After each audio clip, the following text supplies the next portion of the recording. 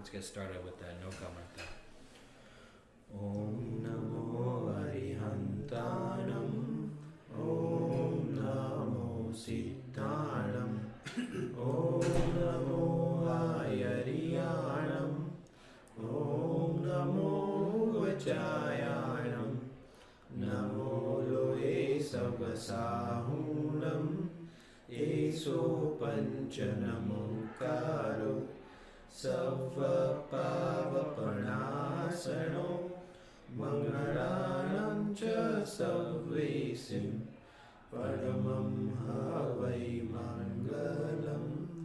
Paramam Havai Mangalam. So today I thought we'd talk about Mahavir Swami, the man, and apart from his teachings, because we've been talking about his teachings this whole time. So I thought we'd talk about the man, and I have a couple of questions for you guys as we go through his life. And a lot of times the literature is in the form of stories, because stories are how we actually pass information down between people, because they capture our attention so much. So before he was born, we know about 27 previous lives. Of course, he had innumerable lives before that, but we don't know about that. We know about 27 before he was born. The significant lives are life number 1, Nayasar; life number 3, Marichi; life number 16, Vishvabhuti; life number 18, Tripushti Vasudev; life number 23, Priyamitra Chakravarti; and life number 25, Nandan Muni. So those there are a couple of stories associated with each of those lives. So in life number 25, Nandan Muni, that's when he attained Tirthankar Nam Karma. We of course remember Nam Karma from our class on karma. Tirthankar Nam Karma is a specific one you get when you're going to be born a Tirthankar. So after 25, 26, he was born as a Deva, so a heavenly being, not a human being. And then after that, he was born as Vardhaman, Mahavir. So we're talking about Mahavir Swami, the man today. Of course, we know that he became a Tirthankar. A Tirthankar is not a god. A Tirthankar is not a creator. He didn't create the universe. And in fact, he wasn't the only Tirthankar. He was the latest of 24 Tirthankars. Tirthankars are special people. Of course, you and I and everyone can attain moksha, but Tirthankars are special people who, when they attain Keval Jnana, they set up the fourfold order of the Jain Sangh, which is sadhus, sadhvis, shravaks, and shravikas. And then they do a lot of teaching and preaching. And so, and in fact, there weren't even 24. There were sets and sets of 24 Tirthankars before that. So he comes from a long line of Tirthankars. So that was before he was born. So at his conception, of course, his parents were Queen Trishula and King Siddhartha. While he was in utero, Queen Trishula saw the 14 dreams according to Swetambar tradition, and then 16 according to Digambar tradition. The dreams are lion, elephant, bull, Lakshmi, a garland, full moon, a sun, a flag, a vase, the lotus lake, an ocean, a celestial plane, a heap of jewels, and smokeless fire. And the other two are a pair of fish and a lofty throne. So all Tirthankars are born in the warrior class, or the Kshatriya class, or which is also the royal class, because supposedly the tradition is that, well, they appreciate it more when they fall from such heights, and when they take diksha, that's apparently why they're all born in that class. They experience the fact that there is no permanent happiness in material comfort. All right, so our first story of Mahavir, as you know, there are a bunch of stories, is when he was in the womb, he remained still so as not to disturb his mother. But the queen got scared and was very worried that something was wrong. And this made Mahavir realize that his parents would be extremely worried if he took Diksha while they were alive. So he made a vow in the womb to take Diksha after his parents were dead. So his birth. So he was born in the month of April on the 13th day of the waxing cycle of the new moon in 599 BCE. So 600 years about before zero, as we count it. So 2019 plus 600 years ago. Over 2,500 years ago. He was born in the region known as Kshatriya Kund or Kundalpur in the state of Bihar. Anybody know where Bihar is? Mm-hmm. Where is it in India, geographically? East, northeast. Yeah. Okay. Northeast of Kolkata. Okay. Let's That's see. where our Sammatsika is. Yeah. Sammatsika. Right, in April? Oh, no. No. Sammatsika. Yeah. Yeah, That's like Palidana in Yeah. Sammatsika is in Bihar. exactly. So he got his name, Vardhaman, because so once Queen Trishula had the 14 dreams, the whole town and the whole state knew that a Tirthankar was going to be born. So there was a lot of activity, and his town started growing and growing and growing, and his town and state became more prosperous. And so he got his name Vardhaman because of that, and it means ever increasing prosperity. He had two siblings, an older brother named Nandivardhan and a younger sister named Sudarshana, which I did not know. That was kind of surprising to me. I don't have anybody know any stories about these siblings? No, they kind of just fall off the map after you realize. Okay, so this is a story about his childhood, and I have a number of questions and issues with this story. So if you guys can explain it to me, I would be very happy. One day, Prince Vardhaman, a young boy of 8, was playing with his friends on the outskirts of the city. At that moment, Indra, the king of heaven, started praising the courage and fearlessness of Prince Vardhaman. Another heavenly god challenged the statement, believing that fear is present in all humans. He decided to test Vardhaman's courage. He assumed the form of a frightening cobra and slithered near the children. All of the boys started screaming, but Mahavir stood there calmly, gently caught the cobra, and placed it in the grass. The god who had failed to frighten Prince Vardhaman in the form of a cobra decided to test his bravery once more. Assuming the form of an ordinary child, he joined the group of children and suggested racing to a tree. The winner was to get a piggyback ride on one of the losers. The heavenly god lost the game to Prince Vardhaman and offered to carry him on his shoulders. However, while on his shoulders, the god assumed a gigantic form.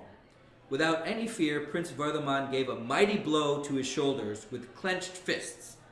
The god could not withstand the blow and assumed his original form, bowing to the prince, and returned to heaven. Indra and all the other heavenly gods hailed the victory of Prince Vardhaman and exclaimed that he was Mahavir, meaning the great hero. And so that's how Mahavir got his name as a child of age 8. But here's my question for you. This story glorifies courageousness, braveness, and violence. But we haven't learned any of that. We've learned the opposite of anger, ego, deceit, and greed are serenity, humility, truthfulness, and satisfaction with your current life. So where does bravery come in? Why is this story glorifying bravery? I mean, what does that have to do with anything?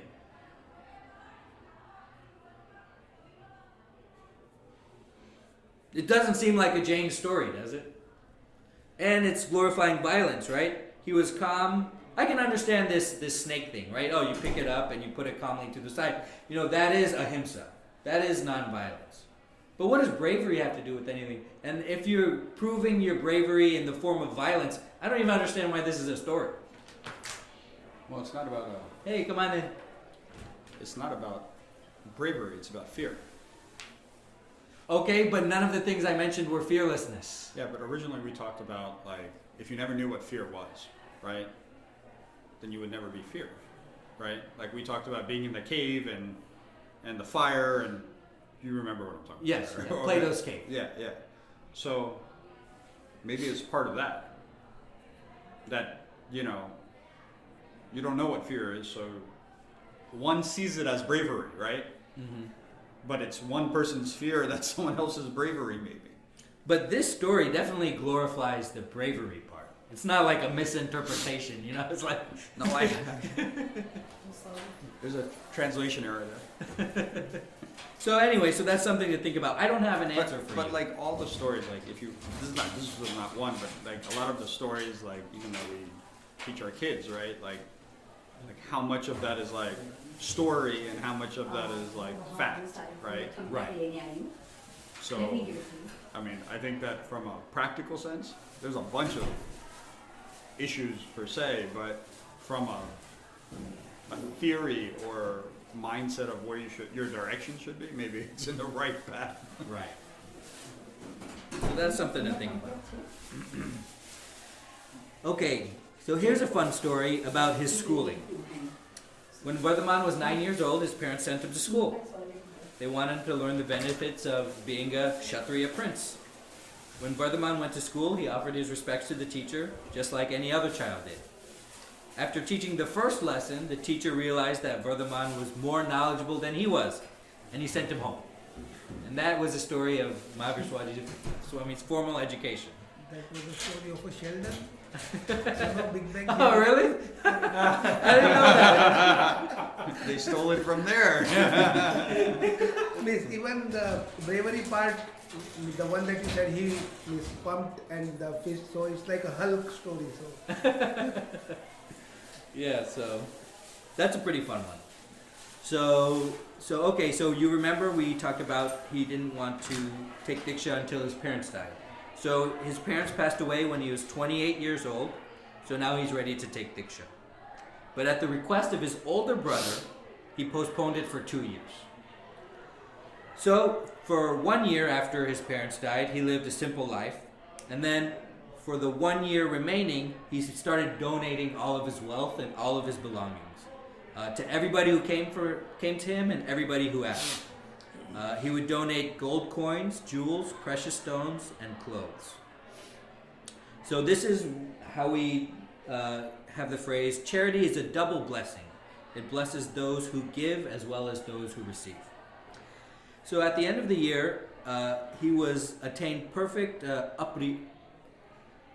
aparigraha, which is non-attachment to things. So here's another story that you hear all the time, but I have an issue with. So as he's ready to take Diksha and become a monk, his elder brother made elaborate preparations for the initiation, and the country was filled with great excitement. Indra and other heavenly gods participated in the ceremony. Gold and silver pitchers were filled with water from various holy places. The prince was bathed with the holy waters, anointed with the perfumed pastes, dressed in royal garments, and decked with precious ornaments. At an auspicious moment, he left the palace forever in a palanquin carried by Indra and the other gods. So what is the point of this? The previous sentence, it talks about his non-attachment. And then you can see clearly there's an emphasis on the beauty, the grandeur, the pageantry of the ceremony. But what is the point? That is the opposite of what we've learned. And there are many stories like this, right? About the glory of... But we've never talked about glory once in this whole thing. I don't even think it mentions it in the textbook. And I understand these stories are supposed to capture your imagination, and certainly they do in a lot of people, but it's the wrong message, I think. Can anybody reconcile that for me? But I've seen 10 dikshas in the last 10 years. Mm-hmm. And one of the most amazing thing is, like similar when you describe this, that they were, he was decorated with all the good royal clothing and things like that. That's exactly what basically happens. Let's say a second before, that person is fully decorated with heavy Indian clothes and stuff, and an hour later, that person is in sadhu's clothes. Mm-hmm.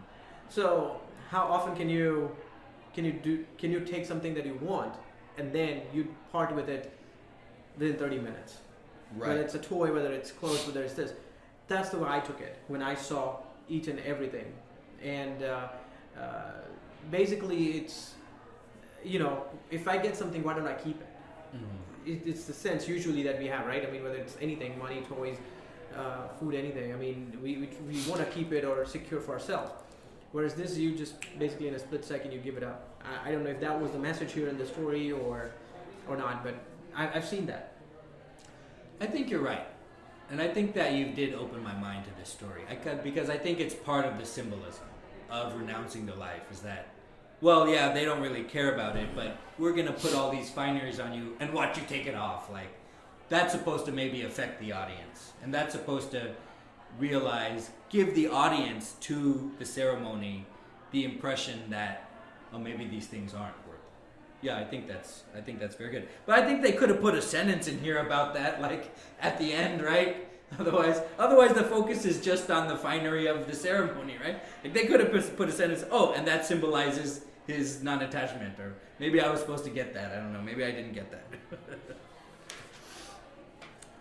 So right after he takes Diksha, he acquires Mana Pariyaya Jnana, which we talked about, but you probably won't remember.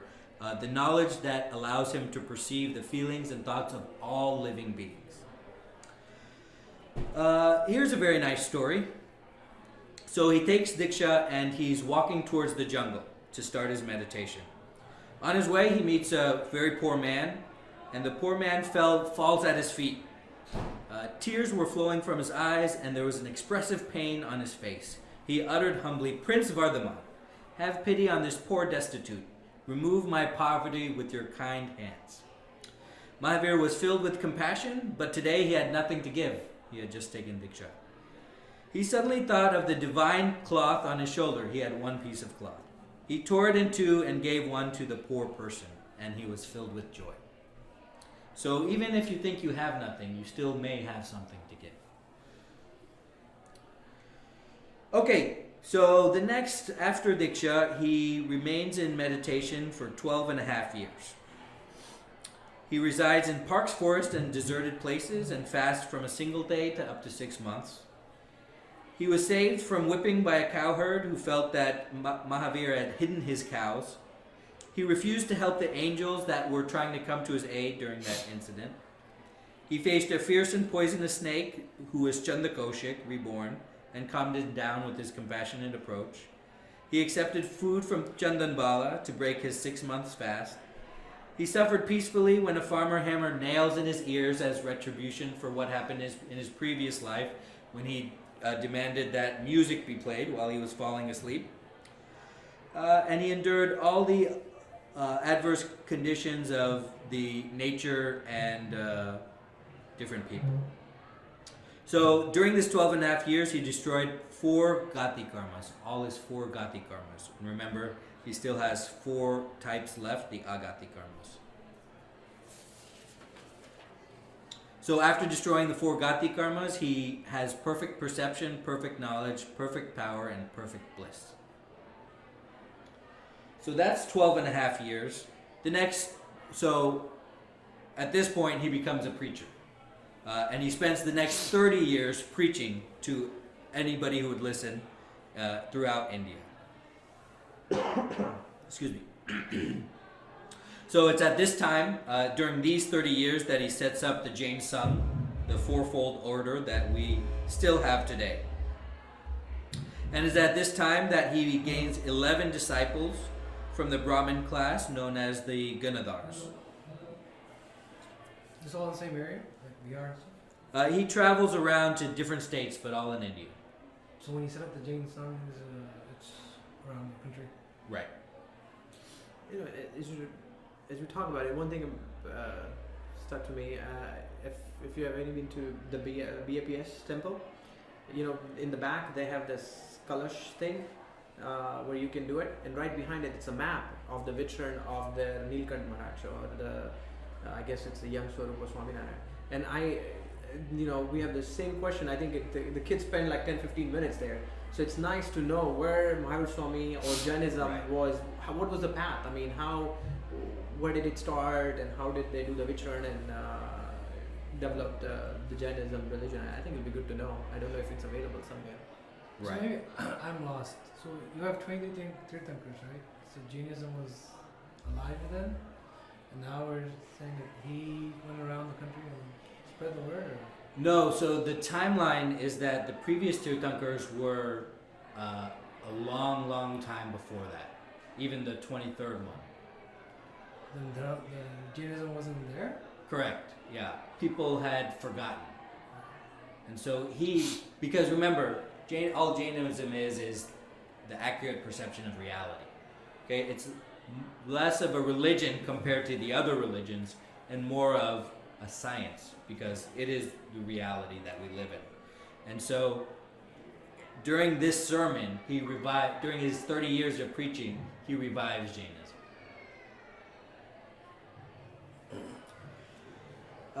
So let's see. I don't see a map online. At the age of 72, he comes to Bhavapuri to spend his final monsoon season in the year 527 BCE. So born 599, died 527. His last and longest sermon lasted 48 hours. And this sermon was later compiled into Jain scriptures known as the Uttaradhyan Sutra. Uttaradhyan Sutra. So, of course, when he dies, he attains nirvana, and we celebrate that as the last day of the Jain calendar and celebrate it as Diwali. And it is the festival of lights, and this is the story of the origin of Diwali. At the time of Bhagwan Mahavir's nirvana, 18 rulers of the various states were present. When the light of his knowledge was extinguished from the world, they lit numerous earthen lamps, beginning the tradition of the festival of lights known as Diwali. So that's why we celebrate Diwali. Bhagwan Mahavir's sermons were compiled orally by his immediate disciples in the form of sutras, and these are called the Anga Agam Sutras. We don't have them all, they got lost over time. 1,000 years later, the memorized sutras, somebody decided to write them down on palm leaves used as paper to preserve records for future people. And so there's going to be some translation issues in those 1,000 years. And then also we don't have all of those palm leaves either because they're organic matter. So the things that we do have are a fraction of what he told everyone. Okay, so that's kind of the broad overview of the story of Mahavir's we went from pre-life, conception, birth, childhood, his preaching life, and his death. So, questions or comments on that? Anything anybody didn't know? No, I think I didn't know. Okay, great. Is 6 months even possible? Fast? Oh, sure. Yeah. Tamir says, "Oh, sure," like he's done it. So Not without water, but without food. So is it in? Not without water. So what is in India? I think someone's done before 60 days, or what's the record? I think 108 I know for sure that I've heard, but I think there's one Maharaj Sahib who just did recently, and who has been doing a lot of it, and he's also the Shatavadani, means he can. You can ask 100 questions to him in all series and he'll answer 100 in Any one order round. sequence, yeah. Yeah, apparently it was kind of happened during his parna. So basically, if you don't eat and don't do all these, your body and brain becomes more sharper. I think that was the idea as well. So it's not like you get. How many days did you do? I think Ixwan Divas, if I remember correctly. I'll find out the name. So now that we talked about the story as everybody knows it, we can go in and I can give you some of the divergence of opinion and some color into the things. A lot of the time, the life of Mahavir has kind of split the Jain community into Digambara and Swetambara. The Digambars believe that his parents wanted him to marry. Her name was Yashoda, but he refused to marry. The Swetambara tradition believes that he was married to Yashoda and had a daughter named Priyadarshana, also called Anoja. So that's one of the differences. I didn't know that either.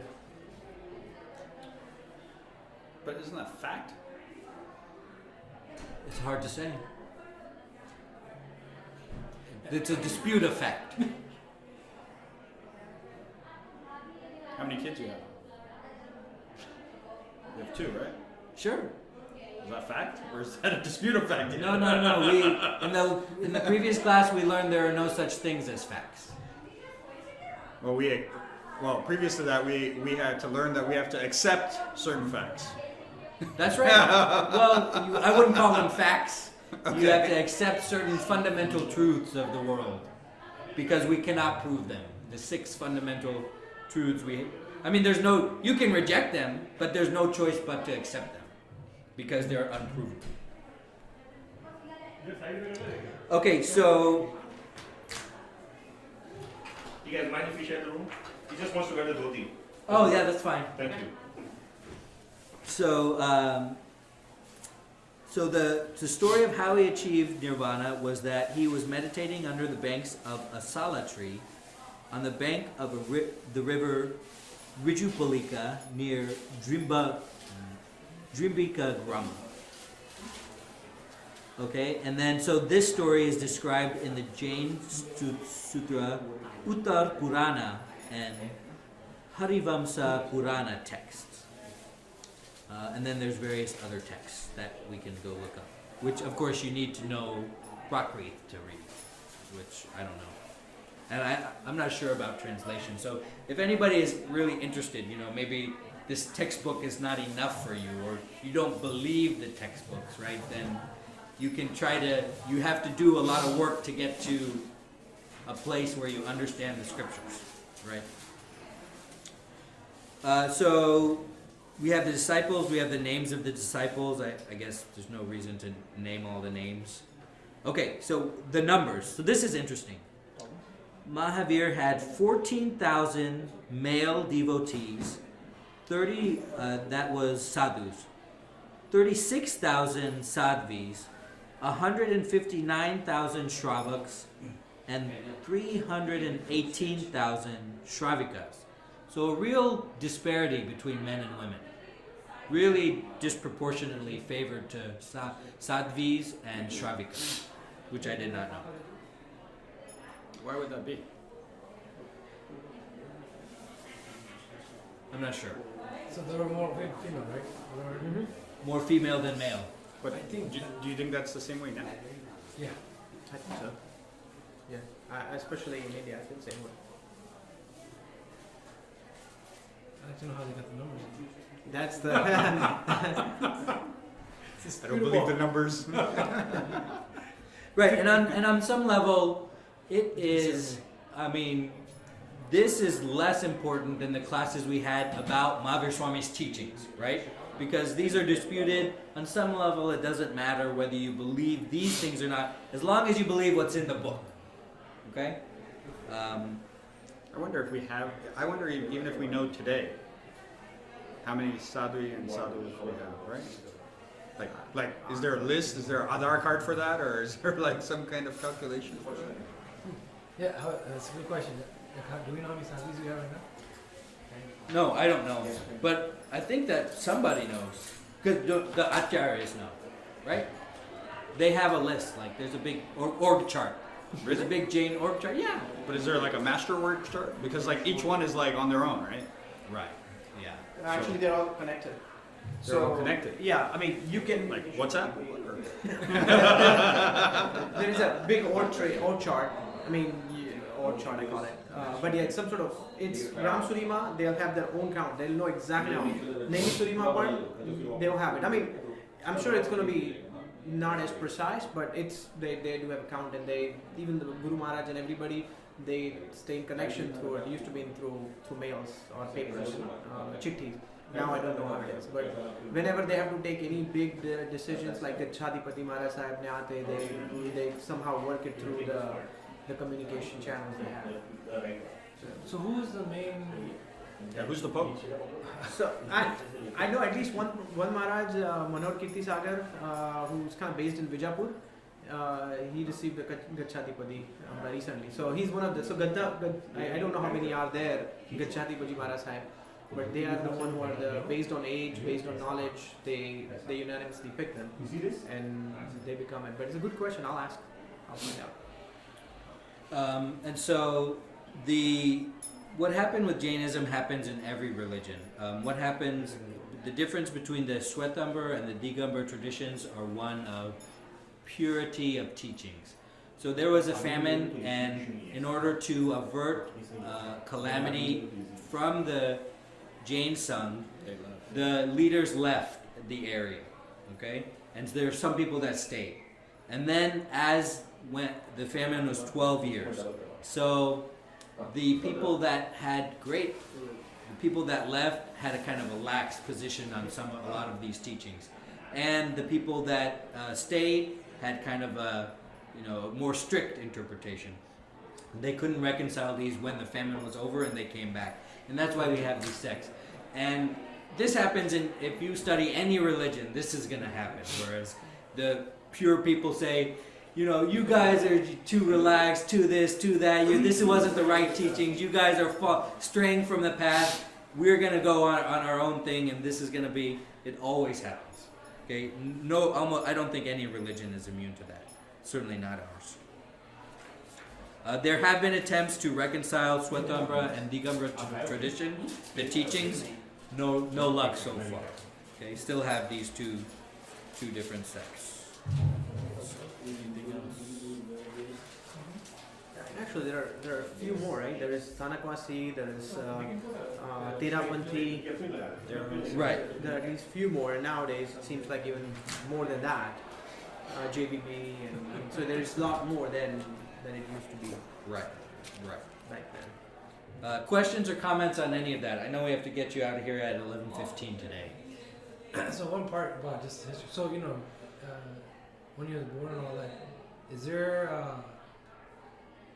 I don't call it cave, but is there markings of all this stuff, findings and So historical evidence of his existence. So there's no map. So as I was looking at this, they show you this, like, what do they call that? Hyperlithic, whatever, painting that kind of shows what happened during that period of time. Oh. So there's a lot of this type of paintings. Oh, in other words. Yeah. This is when he was born. I don't know if you see. This, I was looking for that map you were talking about. But so this would be in a cave somewhere, on a wall somewhere, or something? Not a cave. I mean, it says there's a bunch of these different types of things. So just to wrap up this question, there is historical evidence that Mahavir Swami was a man who lived, and there are artifacts that there is evidence that he was a person that lived, and that this story is true. And we do have evidence. Questions or any other questions or comments? Now, just like as you said, we had 24 Tirthankaras, and then Mahavir Swami was the set of the next. Now we have a future. Another 24. When the Ara becomes the right Ara again, right now we're in the declining Ara. When we go into the uplifting Ara, we have another 24. And we know their names. We know the names of the next 24 and the names of the next 24 like that. We know all the names. But I heard Miss Krishna Bhagwan and Ravan, they will be part of our 24 Tirthankara. When I was in India, there is a temple near my brother's house where he lives.